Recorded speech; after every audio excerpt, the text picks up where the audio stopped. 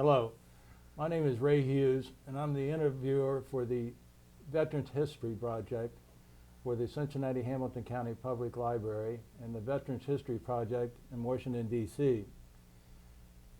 And today's date is the 14th of October 2015, and I'm here along with Brian Powers, who represents the Veterans History Project for the Cincinnati Hamilton County Public Library.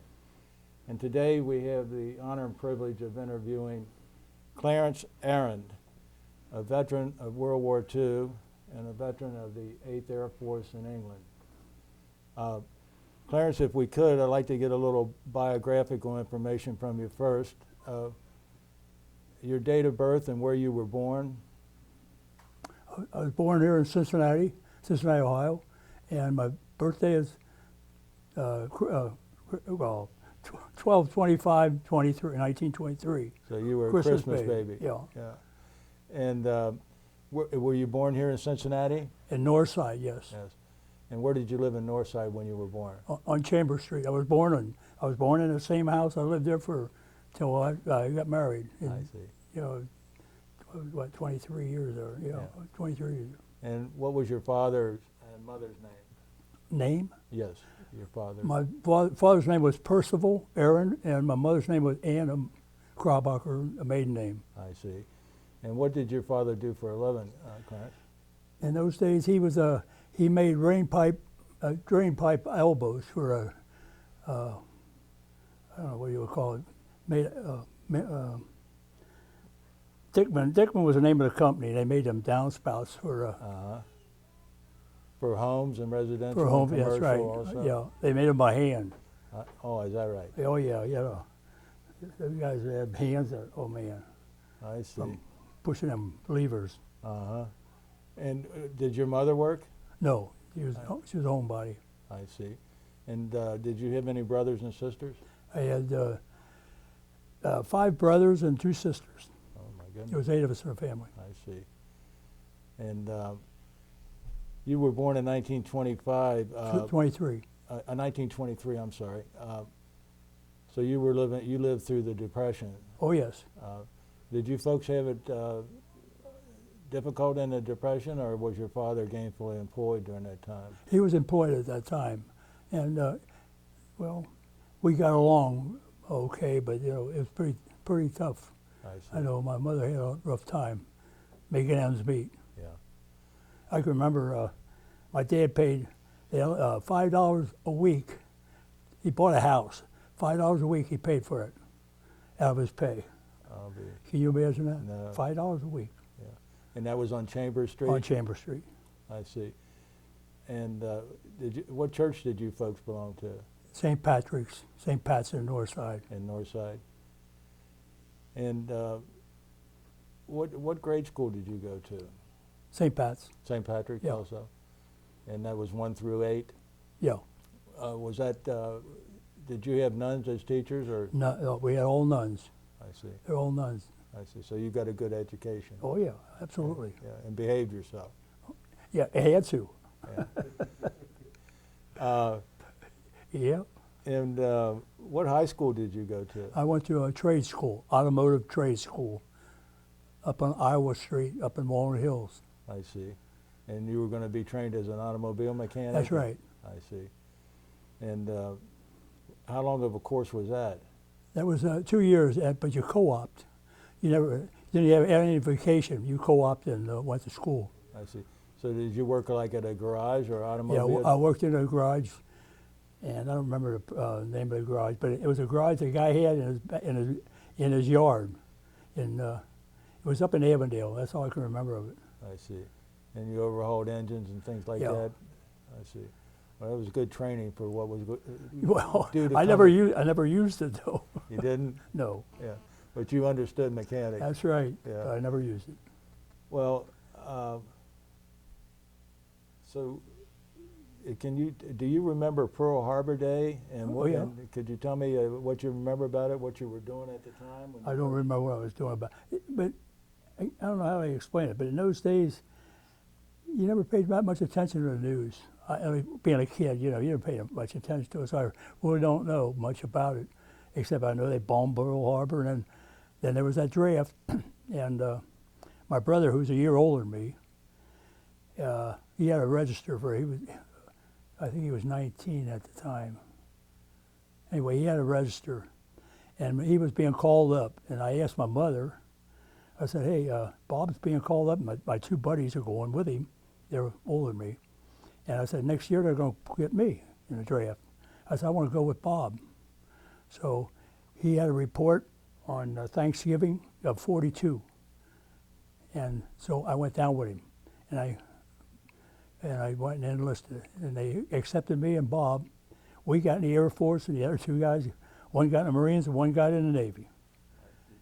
And how old were you at that time when you enlisted? 17. You were 17. Well, November, yeah. I would have been 18 Yeah. next month. And they were taking you in at 17 at that time legally? Well, they didn't call me until I was 18. Okay. And Bob didn't get called. So we both went in February of 43. Of 43. Where did you go to sign up at? Did you go to Fort Thomas or what? No, we went down here in Cincinnati The to post sign office up. building? Yeah. Yeah. And then we were sent to Camp Atterbury, and from there we went to Florida. We're at in Florida. We went, Miami Beach. That was sort of what would you say, a gathering area for all the ones that were enlisted in the Air Force. And from there they sent you out to different fields and that for training. I see. So you went to Camp Atterbury first. Yeah. How long were you there, roughly? Oh, right away. We got on a train right away and headed for Florida. Is that right? Oh, yeah. And where at in Florida again? Miami Beach. Miami Beach.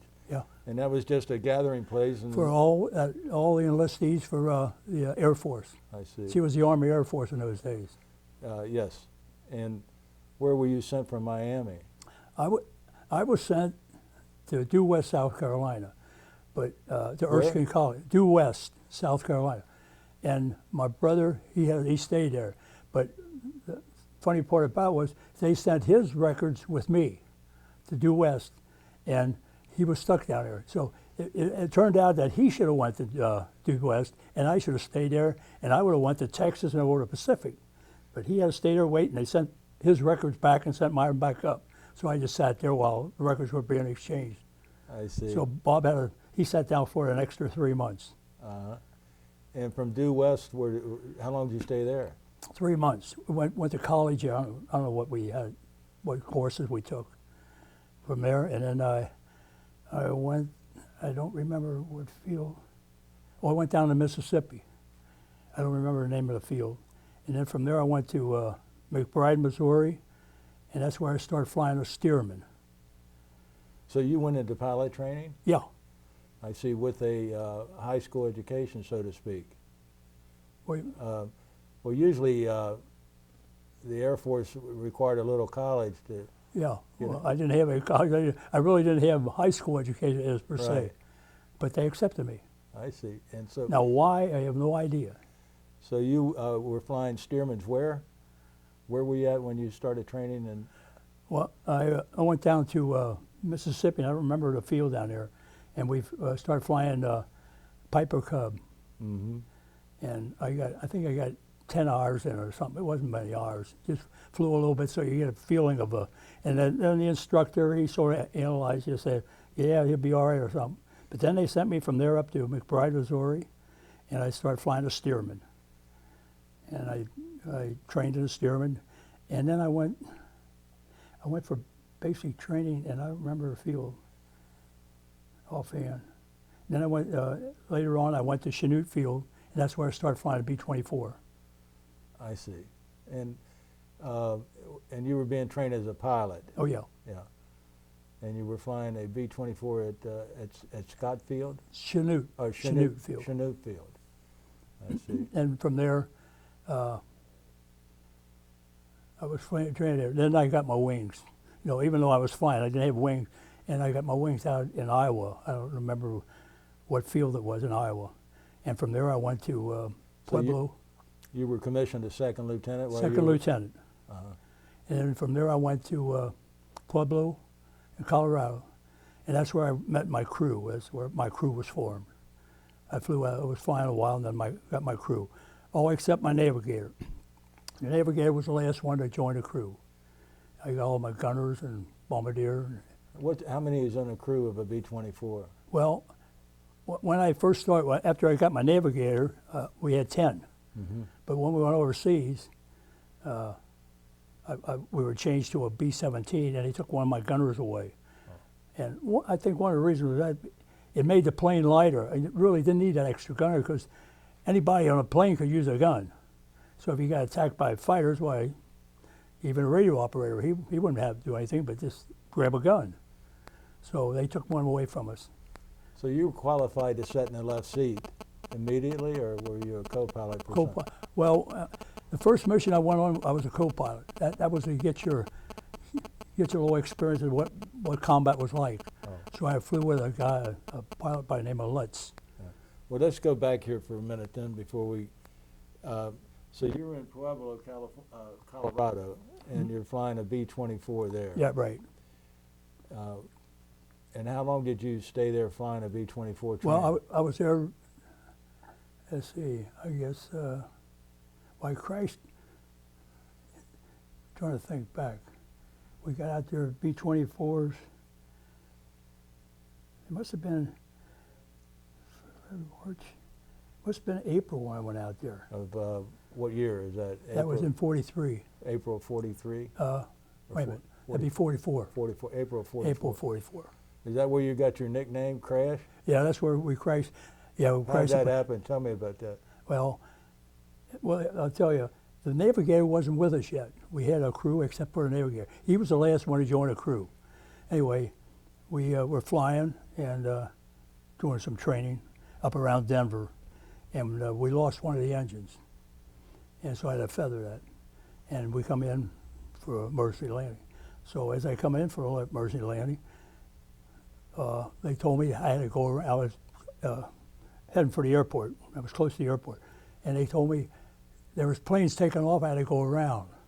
Well, as I was going around, I didn't quite make it around because I think according to the record, it's about a mile or something west of the field is where I crashed, the Rockies. And I didn't have a landing gear down nothing because, well, we weren't landed.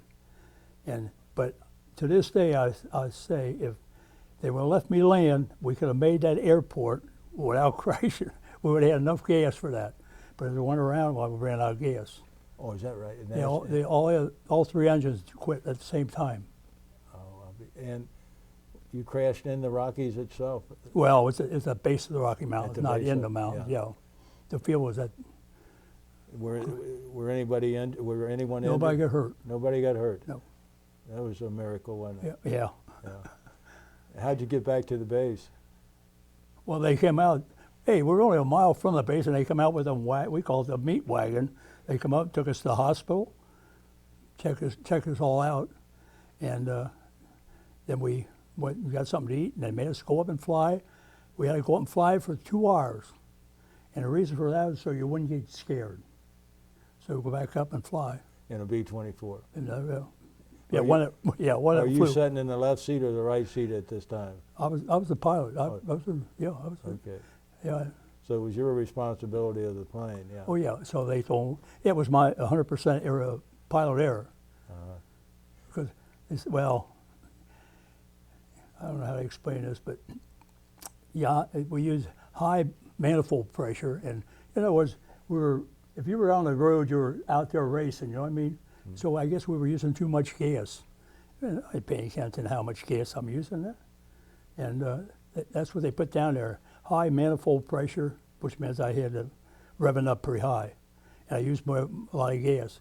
So, but I can't understand why they wouldn't have enough gas in your plane if you're up there training. Right. That you would have enough, at least for another hour or two. Absolutely. Yeah. But, so after this, how long did you stay there at Pueblo before you were shipped out then? This happened in September of '44, and we flew some more, and we shipped out first part of December. 44. They sent us up to New Jersey. I don't remember the base up there, but it was a base where they were sent us overseas. So, and we went over on the Queen Mary. There was about over 20,000 troops that went on that Queen Mary. Yeah, we went out with a convoy. And where did you land on the Queen Mary? Would they take you to England or where? No, we went to Scotland. To Scotland. Yeah, yeah.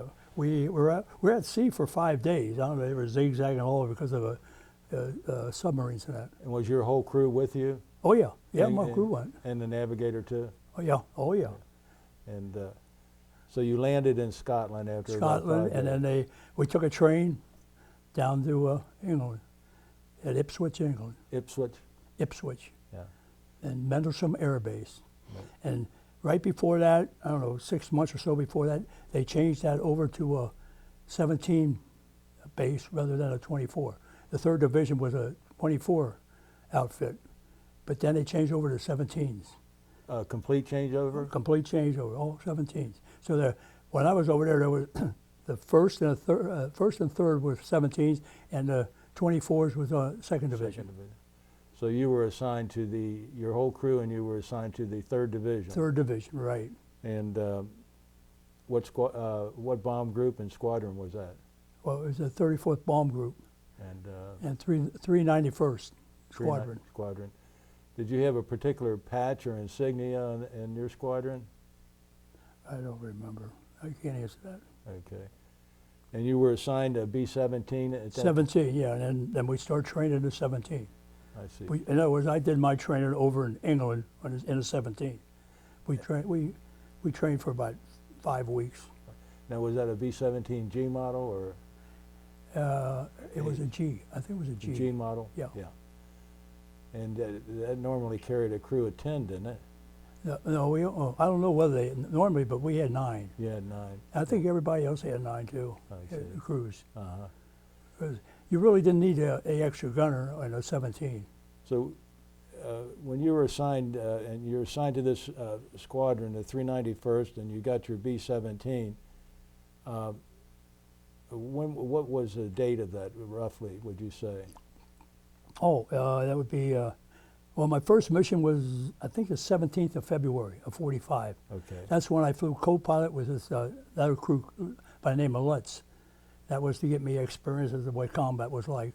And where did you fly to? We went over to Frankfurt on the Main in Germany. And we lost an engine in it, too. But they didn't shoot it. It wasn't from flak or from fighters. It was that the right engines, they were well known for blowing a line, an oil line. Uh-huh. And all of a sudden the line broke out there, and you could fly it for so long, but when the pressure starts dropping, you got to feather that engine. Right. Then we flew on 3 from that time on. Did you make your bomb run? Oh yeah, You recall what your target was at that time? Frankfurt on Main. I mean, a factory or a air base or?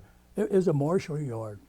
Okay. We had all the train and that. Right. Yeah. And did your right engine go out prior to your bomb run or after? Right after the bomb run. Okay. And you weren't hit by any flak No. or anything? I don't even think we got hit by fighters then, or by flak. Most of our missions we were hit by flak. I don't know how many missions with fighters, but they didn't have fighters up there that much. But when we did get hit by fighters, we always had P-51s. Were always out there shooting at them. So. Okay.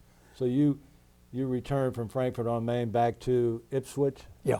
And Yeah, we got back okay with so- 3 engines. So then after that you assigned your own? Then I flew my own. I got all the missions at home, but about 3 days later, we went on a mission. We were on our own. I see. A lot of guys had a name painted on the front of the fuselage. Did you have a name for your plane? Oh yeah, Battle and Butch. Battle and Butch. Battle and Butch, and it had a big what do you call it, dragon spitting fire. Ah. It was real neat. I got a picture of it home there. I didn't know you. I could have brought it in. Well, at our next meeting, you will bring that. I'll bring it in. Yeah. So about 3 days later, you're assigned your own B-17, and you Yeah. and your crew are back together. Right. Yeah, That- my crew didn't go with me on that first mission. Orientation. Orientation, right. That's I guess that's what you would call it. That's one way to be orientated. That's right. On a bomb run. Oh my Yep. goodness gracious. You remember your first mission then?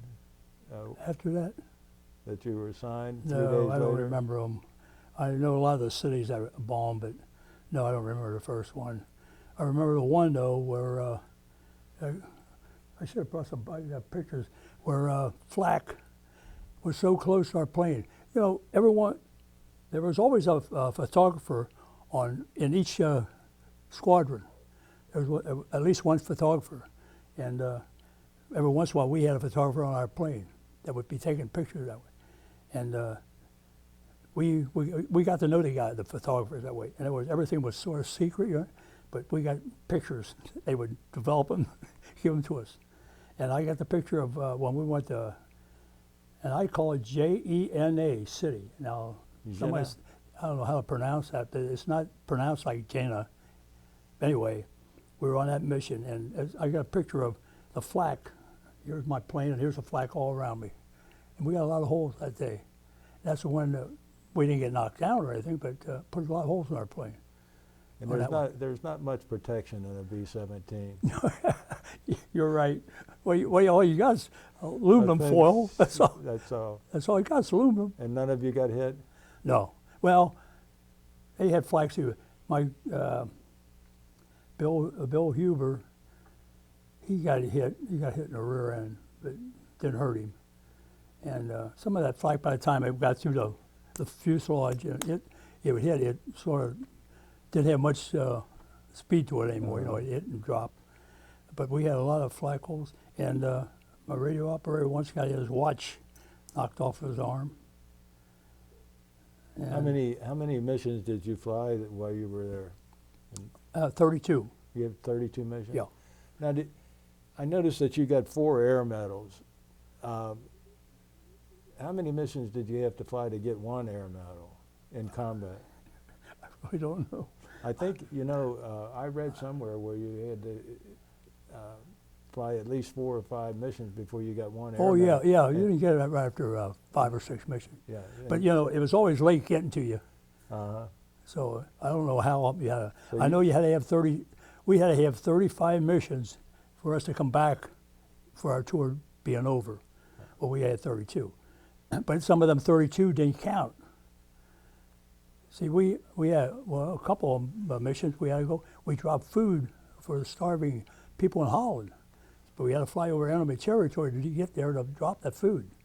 Then you go way down about 300-400 feet, drop the food, and get back up to go over German territory again. You had to go down on the surface there and drop You them. get down and drop the food and then go dropped back. it in, what were they in, wooden crates or something like that, or I have no idea. on a parachute? I don't know. I have no idea. I don't know. They didn't have parachutes. They just dropped it. It was only about 300 feet, and it was in, I guess, wooden. I don't know. Yeah. They dropped it, and then people were down there.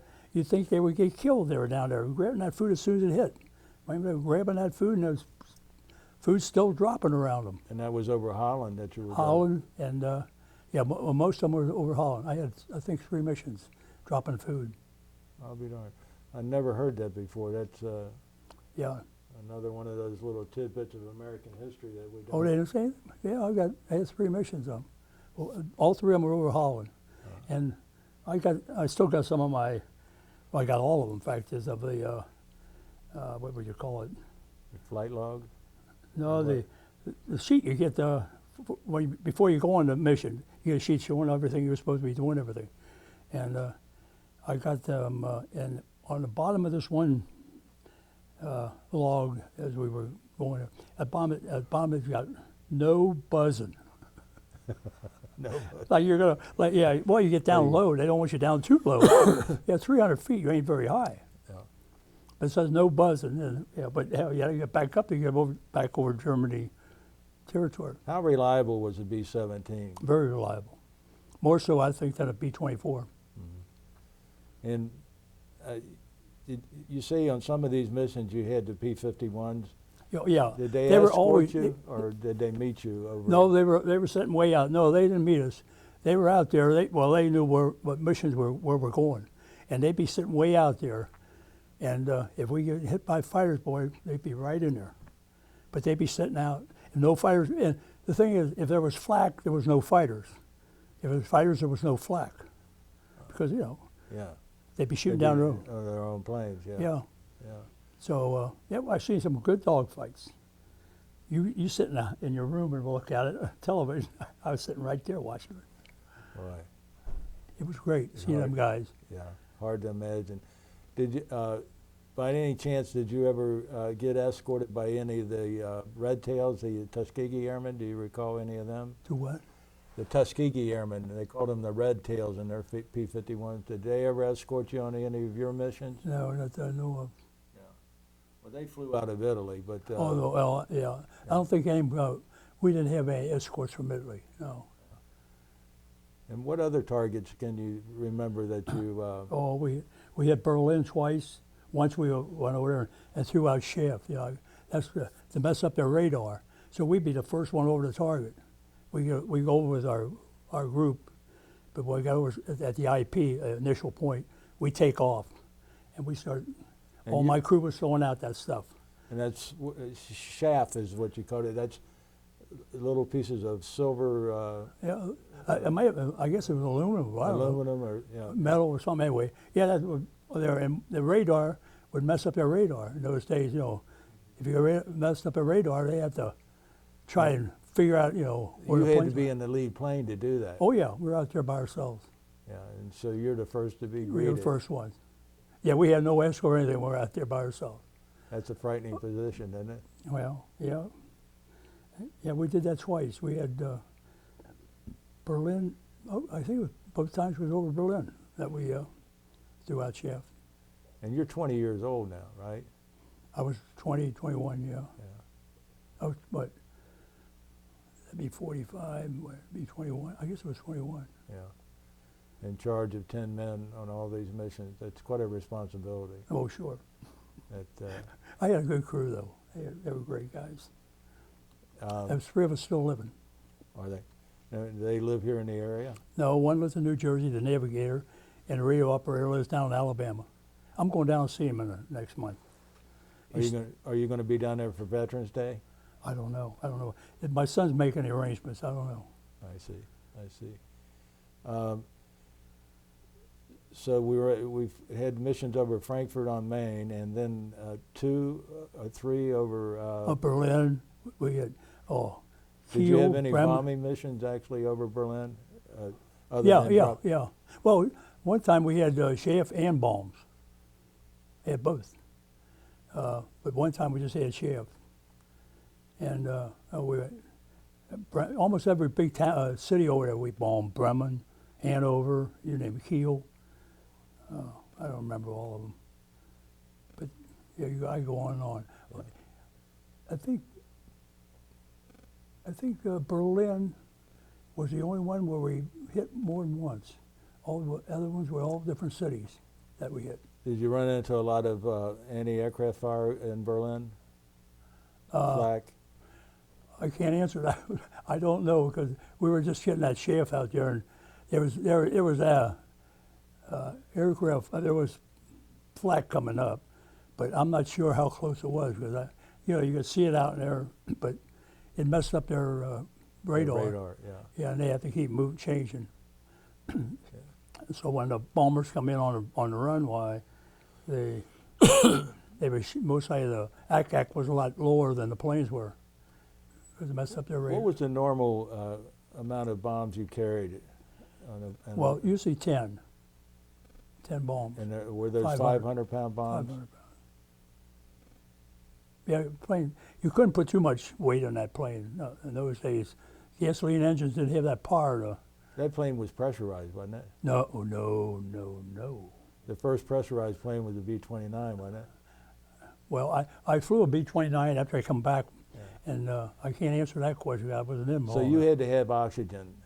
Oh, we were oxygen all the time. That's That's what made it so hard on you. It wasn't the mission. It was just being on oxygen. When you're on oxygen 5, 6, 7 hours continually, it takes all. Because my gunner, Bill Huber, he kept a log. He got all our missions. He got written. I got that at home, by the way. I'll bring it in. It's got all the missions and what happened on each one of them missions. And a lot of them at the bottom, you say, man, I'm dead tired. And because of the oxygen.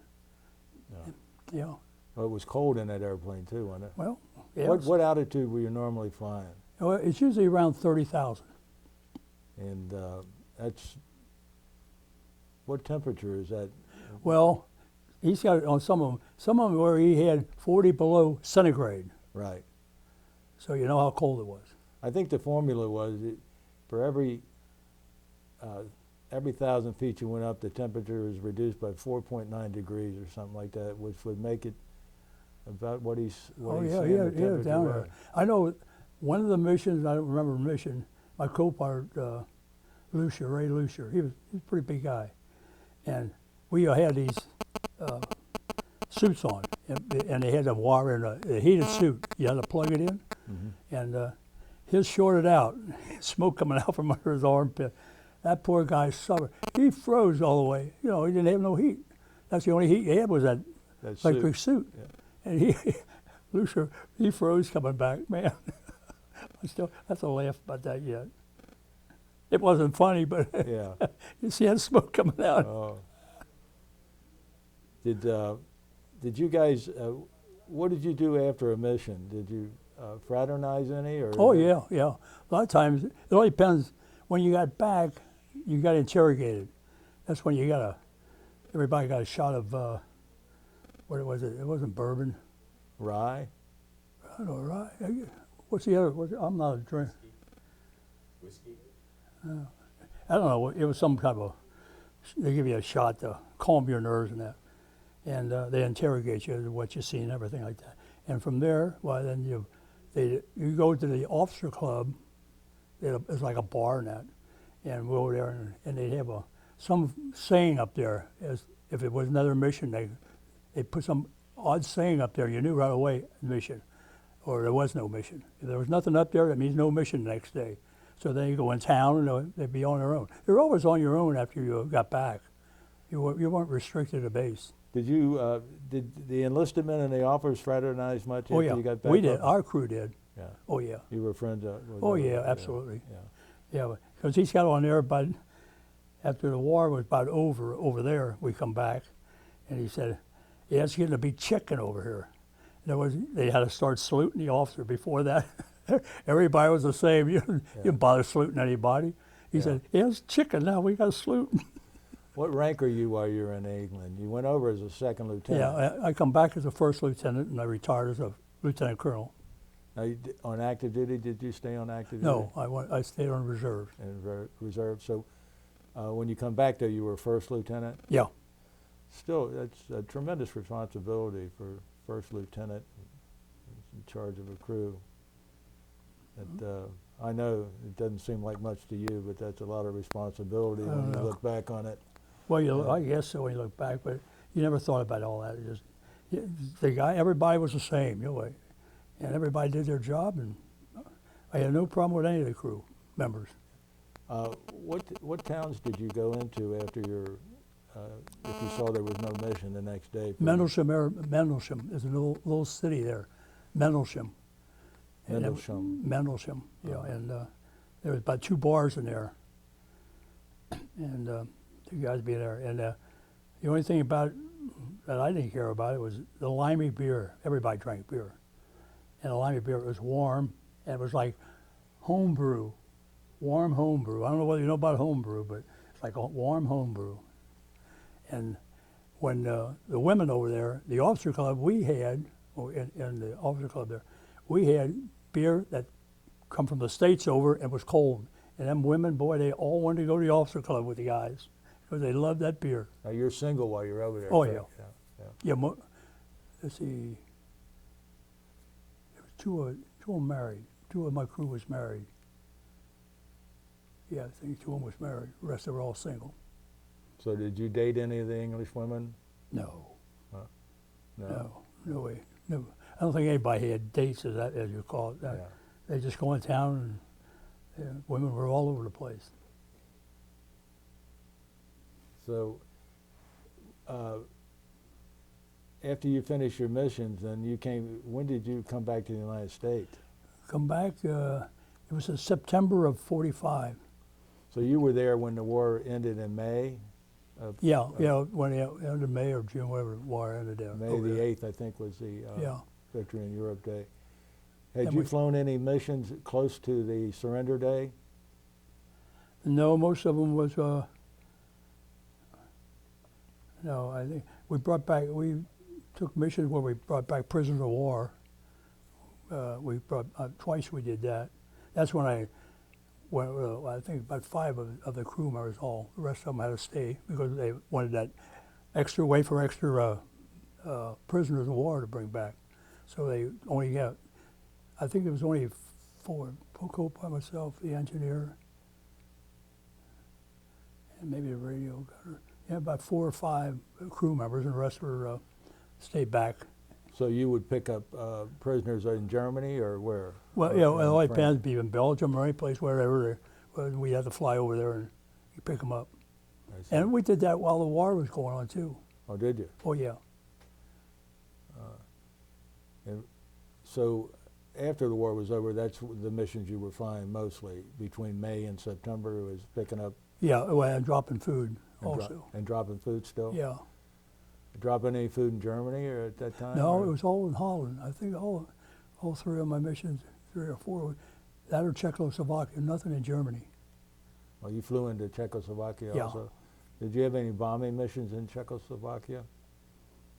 One. And France, I had one, Royer in France. That's when we dropped the incendiary bombs. Or you, There was a pocket right out on by the coast of Germans there, and we dropped them incendiary bombs, and then the French went in there and wiped them out. what area was that? Do you recall? What? What area that was, or was it- Royer in France. That was on the coast. R-O-U-E-N. Yeah, Yeah. Rouen. Yes. Uh-huh. And was that the only time you used incendiary bombs? Yeah, that I know of offhand. Yeah, I think that was the only time. We bombed a couple times on the battlefront. We bombed where they're fighting. At one time we went in there and bombed in Patton. He moved. We were supposed to bomb the front right there, but he moved up, and we were bombing our own troops. Oh, is that right? Oh yeah, because he moved up, and I don't know. Were we dropping? Well, Do you recall when that was? when that? No, I don't remember. Well, I don't know. it was after March of '45, though. Would you say? Oh, it might have been before that. Right before that. Okay. It wasn't during the Battle of the Bulge, was it? It might have been right after the Battle of Bulge. Yeah. Somewhere around it. I don't remember exactly. I got it all written down at home, but I don't remember. And talking about that Berlin and Czechoslovakia, which was the longest mission as far as Czechoslovakia. how long was that there and back? Oh, well, I think one mission we were on oxygen for 7.5 hours. And I guess, I don't know.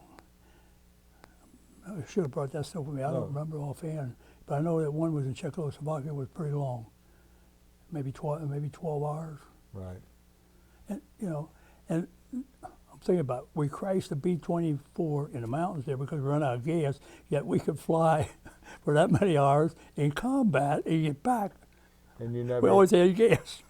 Yeah. And you always had gas. Yeah. I don't understand that. Yeah. I never could. Yeah. It's puzzling. And I lost my train of thought there whenever we were talking about the mission there. So after you made your mission and bomb run in Czechoslovakia, at what altitude would you fly back to England? Well, we drop. It all depends whether it's, you're going to enemy territory. If everything's going to be clear, then you drop down under 12,000. I see. So you get off oxygen. Right. Yeah, 'cause we weren't on oxygen all the time. You take off, and as soon as you got the enemy territory, you get up there. Yeah. And So then you were on just taking your oxygen mask off and you're breathing normally. Yeah, breathing on. And that mission was probably 11 or 12 hours, you're saying. Yeah, something like that, Yeah, yeah. I don't yeah. remember all. Yeah. So after, see if I got this right, after May the 8th, which was the day that the Nazis surrendered, you spent your time dropping food and picking up In prisoners. fact, yes, I think, well, we were dropping food before Before that too. But, yeah, then we picking brought up- prisoner of war back right after that. and you brought them back to England. Back to England, right. Were they mostly high-ranking POWs? I have no or- idea. 'cause it- I remember when we got in a plane, the prisoners of war, they be in your plane, and you had to get in there, and then they break some type of chemical stuff in the plane, for all them lice and everything else that the prisoner of wars could have. So you had to sit in there with them, Is that right? and you got to, oh man, that was horrible. Think of them. I don't know what the chemicals were that put in there, but That's another little thing that I've never read in any history books too. That's interesting, you know. was that in a history book about it? No, Oh. I say that's Yeah, one of the, man. it's one of the rewards for some of these interviews. You pick up these little tidbits. Yeah, we had to sit in there, and I have no idea what the chemical was. But I mean, it didn't kill you, but and that deliced them, so to speak, or whatever. whatever, Yeah. whatever type of germ they could have. They on were it. in prisoner of war uniforms, though. They weren't wearing their military uniforms, were they? Well, I don't remember, to be truthful about that. I don't know. I don't. How many would they be when you had prisoners? How many would be on board, would you say, the amount? Oh, we have, our crew, and we most likely take maybe 8 to 10. Did you guys have to guard them, or would they have guards? What do you mean Awesome. guards? No, these are our American. No, I meant the POWs. How many POWs would be on the B-17?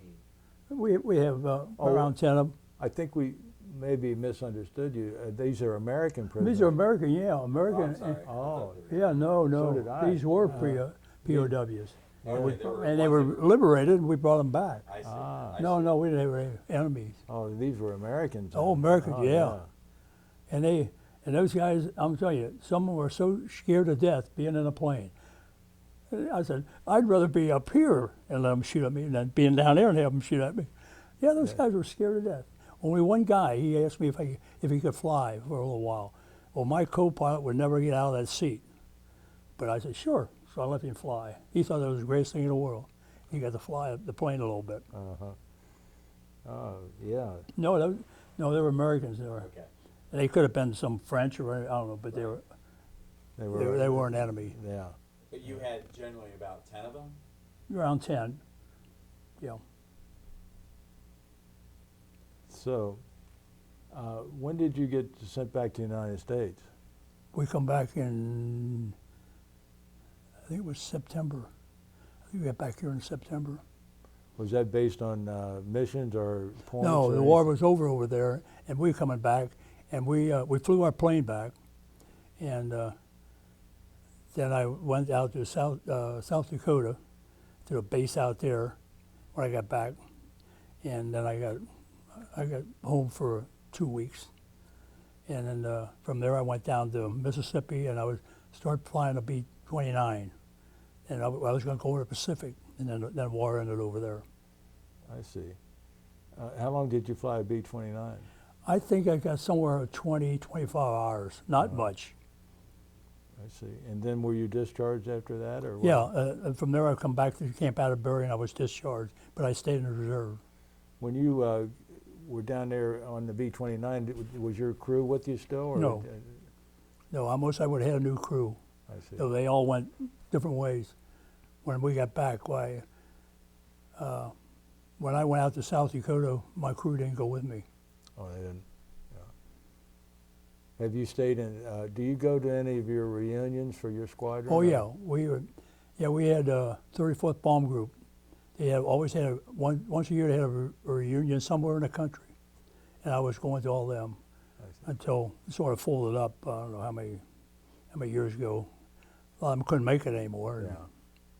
So it folded up. So they're not having them right now, No, as far as you know? Hey, there wouldn't be. there wouldn't be many left of the 34th Bone Group, living. No, I understand that. Yeah, but and there's- the ones that are ill, living, a lot of them can't get around anymore. yeah. So they folded up, I don't know how many years back, maybe 8. So you got discharged at Camp Atterbury? And Yeah. When was that? What date was that, would you say? Ooh, was it 45? I got it home. It was the last part of, it might have been November, somewhere around there. I don't remember exactly. And so then you came home here to Cincinnati? Yeah, I come home. And what did you do when you came home, Clarence? I went and worked out at Autolite out there in Sharonville, Right. making bumpers. Uh-huh. And then I was out there, and then my father-in-law, he worked for Procter and Gamble. And in those days, if you had somebody in that worked at Procter and Gamble, it was like a family affair. You could Right. always get any relative you're in. So he got me in out there, and I was about 39 years old, I think, when I started out there. And I retired from out there. So you worked at Autolite for a long time? Well, not too long. Well, I got back in 45, and we got married in 47. I was at Autolite then. When did you start to work at Procter & Gamble? 1960, I guess. Okay. Wait a minute, no. I don't know. I was 40 years old when I started out there. When you started at Procter & Gamble. Procter & Gamble, so that would have been 1963. Okay. And had you been working at Autolite? I was working on Autolite a while. So you worked there? See, Autolite's being that was folding up then. They were closing that plant out there, and that's when I got Procter & Gamble. I see. And what kind of work did you do at Procter & Gamble? Well, I went in there as in toilet goods, and they had the lines running there, and they knew I had mechanical experience, so I was sort of like a setup man on that line. Then I left there and went over into cake mix and was a tractor mechanic over there. And then right after that, the guy that was a boss out there, he ran that whole south end of Bob Seitz. And one day, my boss told me, he said, "Hey, Bob Seitz wants to see you." I didn't know what that was about. So I go over there to see him. And he found out that I was a B-17 pilot. And he had a plane of his own, and he liked planes. And we sat there and talked. We didn't talk anything about management or anything else. We talked about flying. And when I left there, he said, "You're a manager." He said, "You're going to run Crisco." So I was a mechanical manager at Crisco. That's where I retired. I see. That's how I got in. That's great. Well, you deserved it. Oh, I don't know, but for what you anyway, I guys still went- remember Bob Seitz. He Yeah. was something else. So when did you retire from Procter & Gamble? Oh, I've been retired 31 years. Yeah, well, you're making me do all the arithmetic. Yeah, that's right. This is 2000, so that's 1984 you retired. Yeah, 84, Yeah, right. Yeah, 84. so you've spent 21 years there, yeah, 31. yeah. 31 years. Yeah, 1994, I'm sorry. yeah. Um, Yeah, 31 years. We didn't talk about your wife. When did you meet your wife, and what is her name? Well, her name was Rita Grody, and I met her. I was home on leave, and I met her at, I don't know whether you remember, St. Joe's used to have, on the 4th of July, they had that picnic down there in Northside at the Yeah. orphanage. And I was home, and I was over there with my father. And in those days, you got 21 beers for $1. Yeah, I had mugs, and they were kept. I was in uniform. They passed. There was no way I couldn't be in it. I was passing out beers and that, and so I told my brother. He's Lou. He's 4 years younger than me, and he was there, and I told him. I said, "Lou," I said, "take my car. I'm gonna walk home." It was only about half a mile from there. I said, "There's no way I'm gonna drive."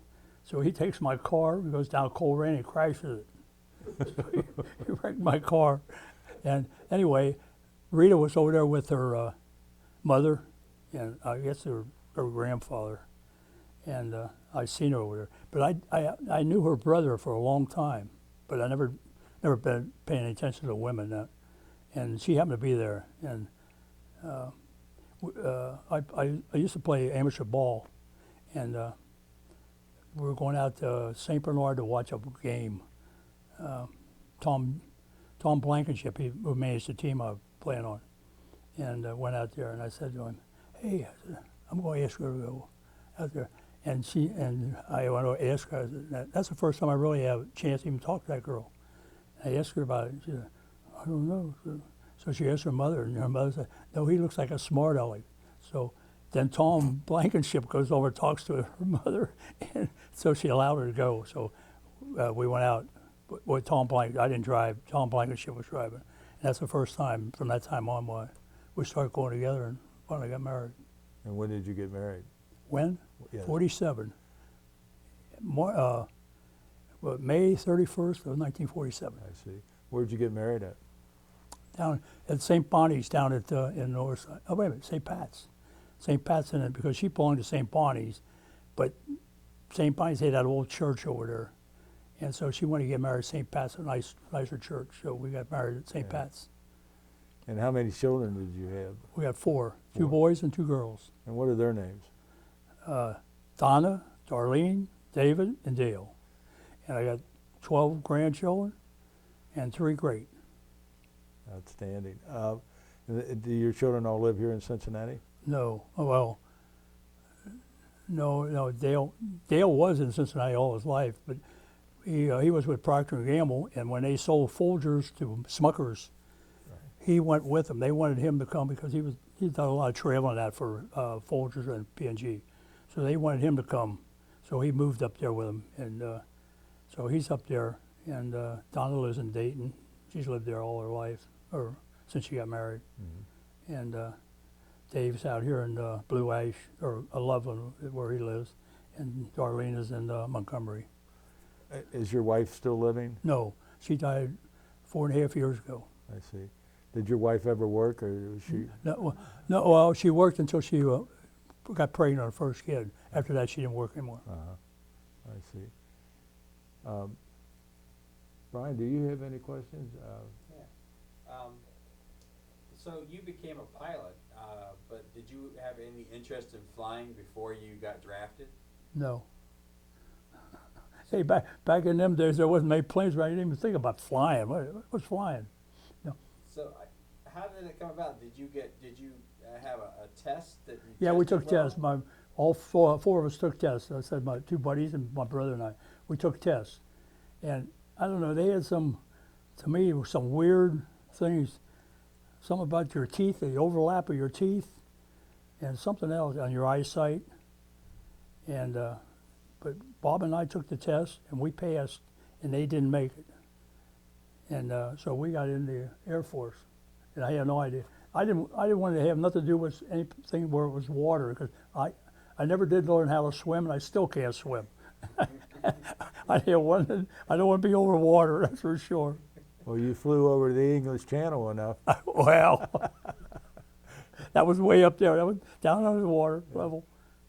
So you were in charge of the crew. I mean, did you have much experience being in charge of other people, like managing people? Well, I guess when I worked for Procter & Gamble, yeah, I was head of. Wait a minute, no, Sure, Procter & yeah. Gamble was afterward. Yeah. No, Right. But you're like 19 or 20, aren't you? no, I didn't really. The time I got in the plane, no. Can you talk a little bit about some of that? You said there were 9 of you?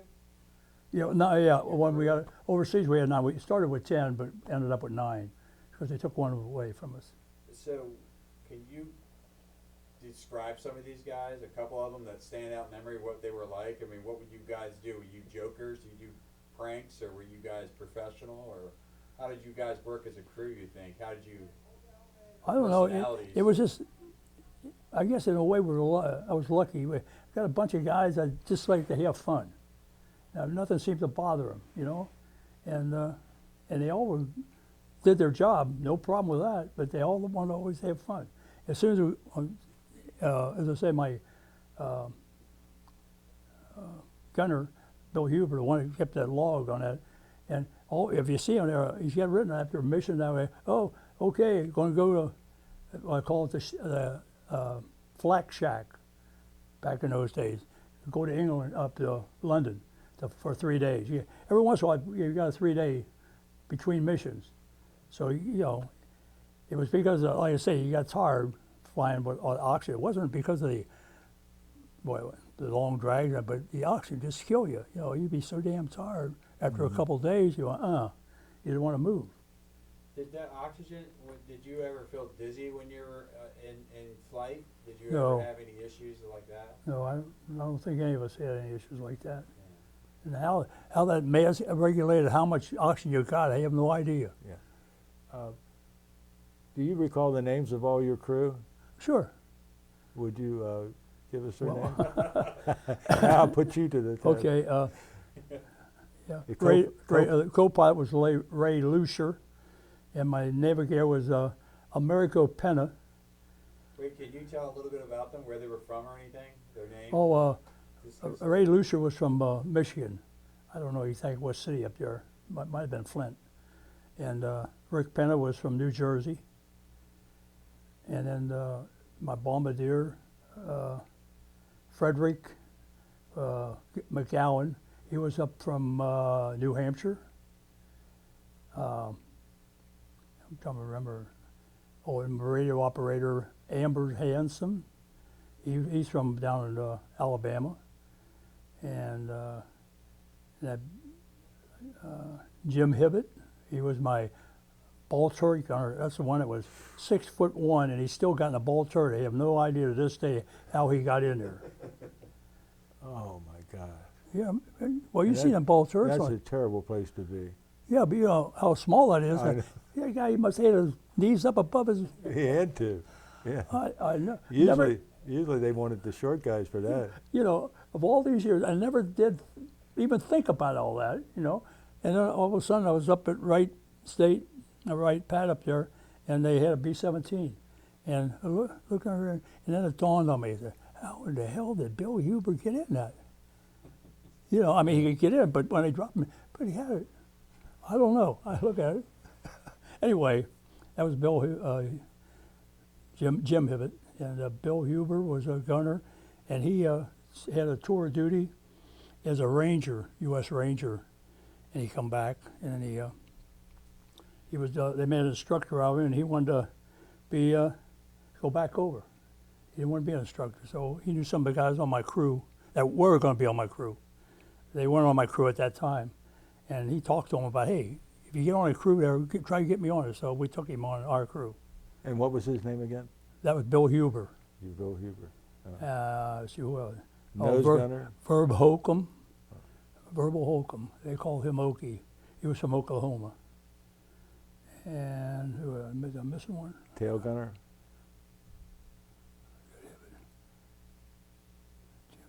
Yeah. I'm missing one. Yeah, top turret gunner, ball turret gunner, and nose. Bill Downey was my engineer. He took care of the Top- turret up there, the top turret. Bill Downey.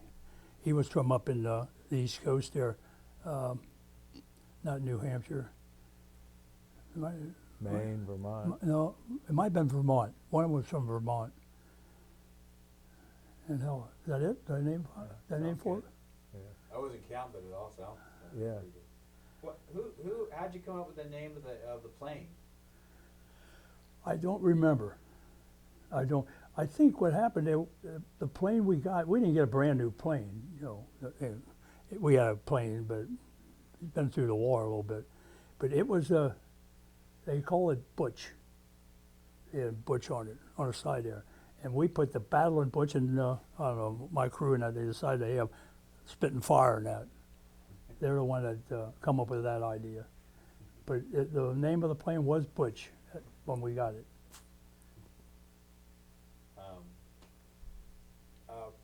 How long was it all the same guys serving together over the same amount of time? Like, over what time period did you guys stay as a crew? Well, I met the crew out there at Pueblo, and we stayed together until we come back from overseas. So So a couple of years. not quite 2 years. Right. So They started in the B-24 with you. and Yeah, then yeah, the- B-24. There's a picture, I think it was a B-24 there. Was there much, you trained on the B-24, but then you get a B-17, was there much difficulty training the difference between the two? Did you, what's the difference between the two planes? would The you only say? difference is one's got a tail wheel, the other one's got a nose wheel. You gotta learn with the 17, you gotta learn this way. The other one you got the nose wheel on a B-24, which was easier to land. And And you mentioned that you went on a bombing mission to Berlin. Do you remember what you were what your target was? in Berlin, no, you gotta remember, when we went on missions, our whole group would go in, sometimes we'd have as many as 2,000 planes going. And it wasn't like today, a pinpoint where you can drop it on. We had saturated bombing. And that was, if you were hitting Berlin, you hit Berlin somewhere. That's what they call saturated. 'Cause, well, all 12, or sometimes you have 13 planes, all of them would drop their bombs at the same time. Now, the planes are scattered, and they're dropping the bombs at the same time. So it's a big area that they're covering. Would you just be, for example, if you're going to bomb in Berlin, would they just give you your IP and then your AP and nothing else? That's right, you get your IP, and that's where when I had a bombardier. Some of them had toggleers on their plane. All he'd be up there, and as soon the lead plane would be the one that would drop. They had a smoke bomb. When they were releasing their bombs, that smoke bomb would drop first, and everybody would drop their bombs at the same time then, because all the bombs were going down. So you followed from the IP, and that's And that's where the bombardier would take over. My bombardier would take over, and all I had to keep my airspeed and my altitude, and he would guide the plane. And as soon as he dropped the bombs, he got bombs away, and then I'd take over again. yeah. Did you do much night bombing versus No, day bombing? we didn't have any night bombing. The British did all the night bombing. We did day, and they did night. It was Bomber Harris. Yeah, Around the clock, they called it. yeah. Uh, And they go over one at a time too. A bomb at night, Yeah. they go single, drop bombs, plane be single. Where we go with a bunch of planes at the same time. So how many planes normally would fly on a mission when you were flying, would you say? On missions, I don't know. Sometimes maybe about 1,000 or something, but then we had maybe 2,000, 2,200. All on the same mission. All on the Can you same. imagine that? Oh. Can you imagine being down the ground and having that many damn planes come over there and dropping bombs? Right. Boy. And you had 5,000 pounds you were dropping at a time. Sometimes we had 250s, but most of the time it was 500 Yeah. pounds. And you were at Ipswich, that's where you were based out of? What was it Ipswich. in England? What? Ipswich, right? Ipswich. And was that a British base? Yeah. It was a big cornfield and that. Yeah, but they just sort of threw them airfields in there. They had them scattered all over. Were British pilots also flying No. out of there? No. It was all American? All Americans. And where were you staying on base? Did We you stayed all- right on the field. We had a barracks right on the field. Your whole crew, you house together? Yeah, Now, did you have regular wooden barracks or Quonset huts? regular wooden. Wooden barracks? Yeah, barracks. Well, I just have one last question, but did you keep flying after you got out of the military? Did you? No, I applied down here to get on the airlines. But when you think about it, how many pilots there were and how many airlines there were in those days, they had about, how many hundreds of pilots for every plane that was flying. So no, I didn't get it. That was it. I tried, but there was no openings. Yeah. There were thousands of you coming home then. That's right. Yeah. And how many airlines were flying in Yeah, those days? Not very many. That's right. Yeah. That's right. So you said you're going to be visiting one of your navigator who's in Alabama? No, my radio operator is in Alabama. Okay, you're visiting him soon. I'm going. Well, I was going to go this month, but my son, by the way, he's out in Wyoming, elk hunting. Oh, he loves hunting. Well, how often do you get to meet meet up with him or? Well, I used to see them all the time when we had them reunions, the 34th Bomb Group, Rick and Amber's. But I haven't seen, I just seen Rick, April a year ago, yeah, April a year ago. We went up to New Jersey and visited him. He's, I guess Rick's about 95 now. And Amber's is 92. And I'm going down to see. I haven't seen him since the reunions.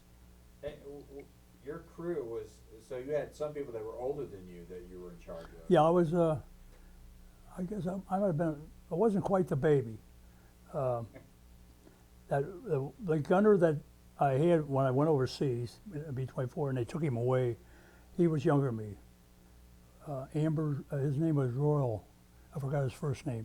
Darrell Royal, and he was a little younger than me. I mean, what do you think the average age was for a crew leader? For crew leaders, Yeah, I mean, do you think you were the exception? Do you think people that were in your position, were they older, or were you young for your position, do you think?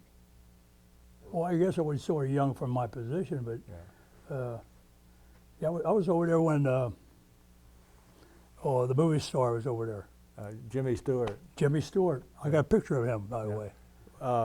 Was he in your division, 3rd Division? I don't know. Oh, you just happened to see He was him? just over there. I don't know. Yeah. And was it Glenn Miller? He was Yeah. over there when he got Killed. knocked down. Yeah, Remember?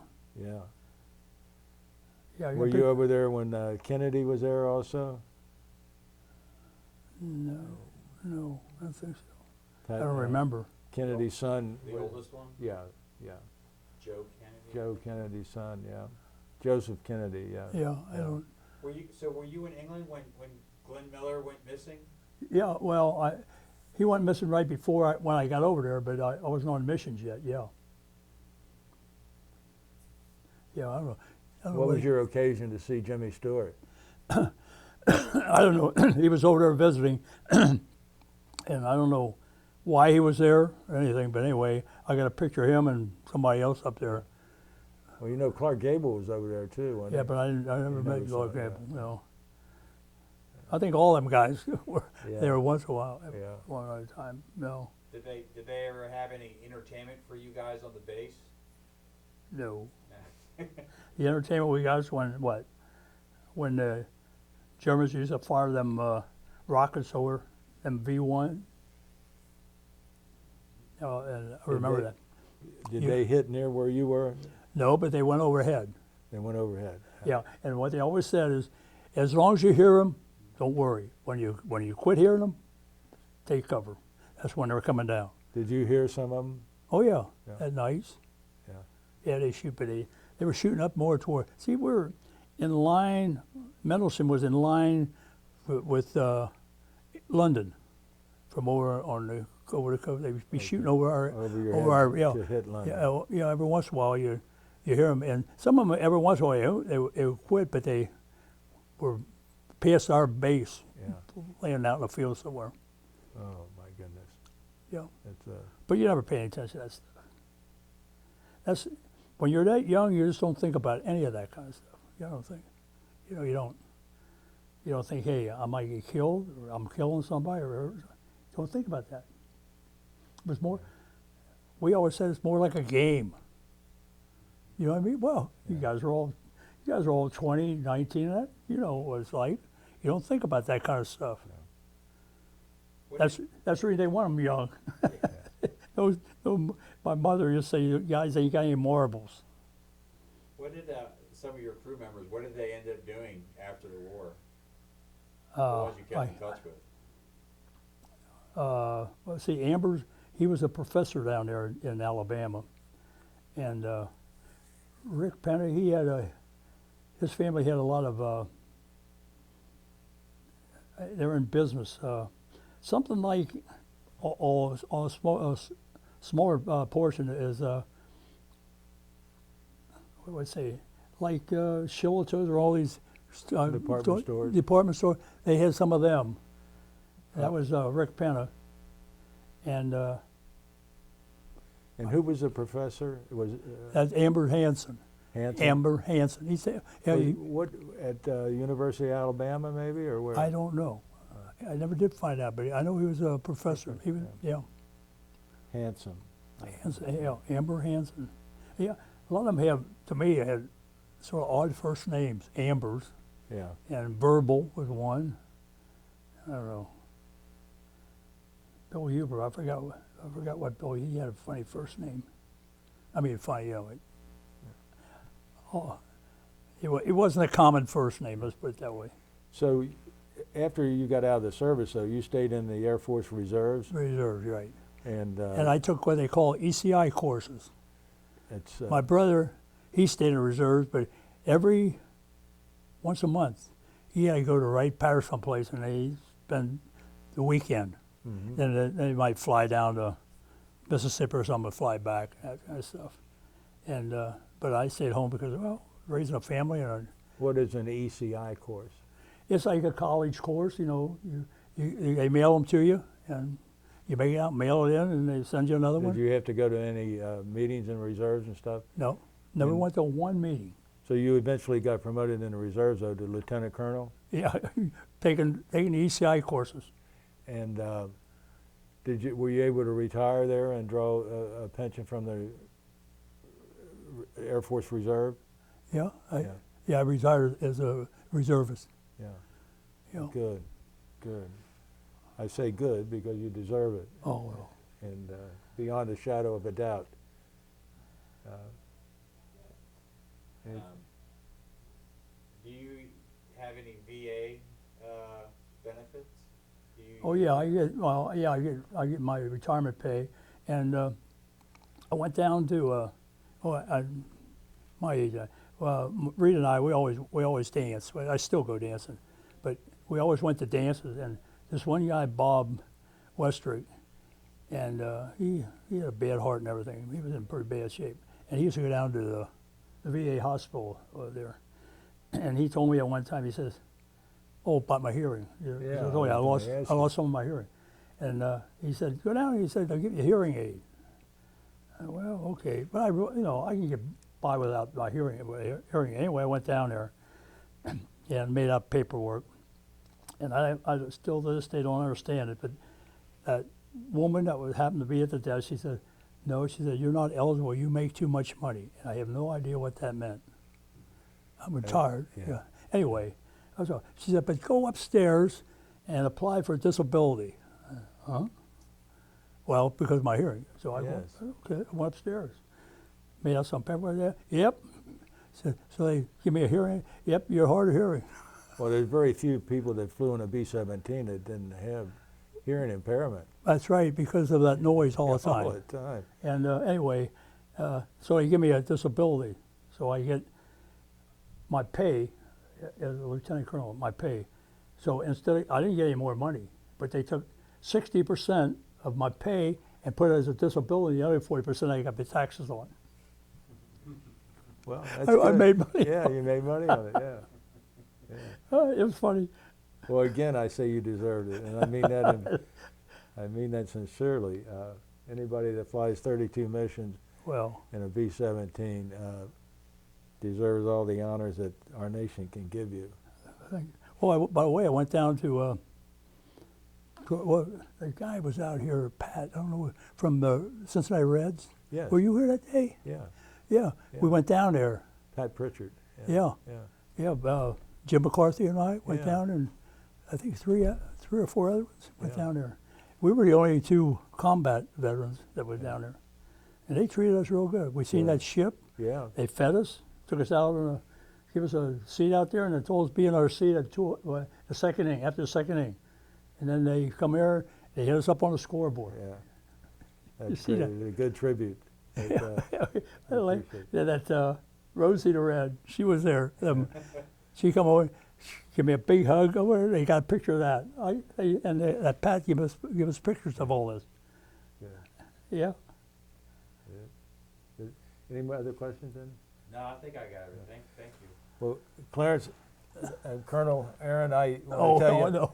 I want to tell you how much I enjoyed this interview, and I want to thank you on behalf of the Veterans History Project for your service to our country. You're welcome.